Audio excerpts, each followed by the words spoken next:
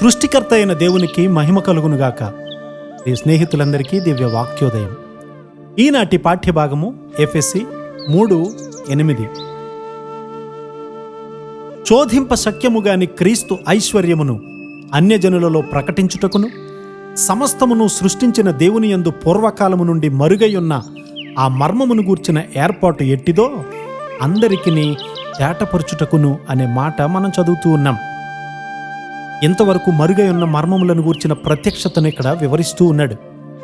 పౌలు గారికి, పేతురు గారికి కూడా అన్యజనులు తోటి వారసులుగా చేయబడుతున్నట్లు ప్రత్యక్షత కలిగింది.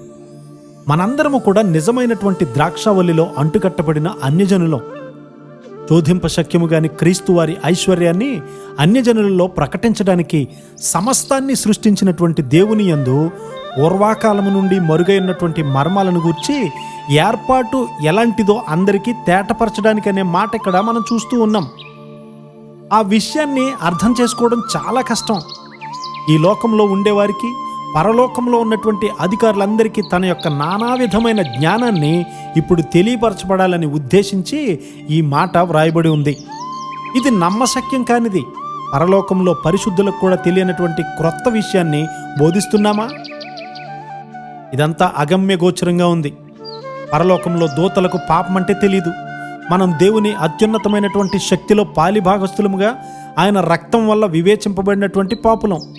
దేవుని ప్రజలకు ప్రత్యక్షపరచబడినటువంటి గొప్ప విషయాలను బట్టి పరలోకంలోనే గగుర్పాటు పుడుతూ ఉంది. పరలోకానికి ఆశ్చర్యాన్ని కలిగించే కార్యాలను మన ద్వారా మన దేవుడు చేయబోతూ ఉన్నాడా? అదే నీ కొరకు దేవుని సంకల్పం. అయితే మనము క్రింది మెట్టులోనే తృప్తి పడేవారంగా ఉన్నాం. ఈ లోక విషయాలతో ఒక ఆత్మీయ వ్యక్తి ఎలా తృప్తిపరచబడగలడు? అది అసాధ్యం. అది సాధ్యము కాదు. అతడు నిత్యత్వపు విషయాలపైననే దృష్టి ఉంచుతాడు కదా. పరలోకంలో ఏవైనా కొత్త ఆశ్చర్య కార్యాలున్నాయా తెలుసుకోవాలని ఎల్లప్పుడూ కూడా ఆశపడుతూ ఉంటాడు. మనలో పరలోక జ్ఞానాన్ని శోధించి తెలుసుకోగల ఆత్మీయ శక్తి, పరిపక్వత లేదు. దూతలు ఆశ్చర్యపడే విమోచన శక్తిని మనం కలిగి ఉన్నామా?